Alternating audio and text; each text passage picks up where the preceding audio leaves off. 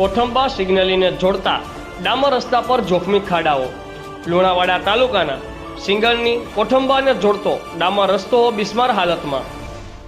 હાલ ચોમાસું શરૂ થઈ રહ્યું છે ત્યાં રસ્તા પર જ ઘૂંટણસમાં પાણી તેમજ જોખમી ખાડાઓ અને કાદવ કીચડવાળા દ્રશ્યો કોઠંબા પોલીસ સ્ટેશન સામે જોવા મળી રહ્યા છે।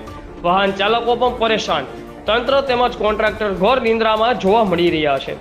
નેતાઓ અધિકારીઓ ચોમાસાની ઋતુમાં બહાર નીકળે છે કે નહીં, તંત્ર દ્વારા જોખમી ખાડાઓ તેમજ પાણીનો નિકાલ કરવામાં આવશે કે કેમ તે જોવું રહ્યું। પછી કોઈ પણ ઘટના ઘટે તેની રાહ જોઈને તંત્ર બેસી રહ્યું હોય તેવું લાગી રહ્યું છે।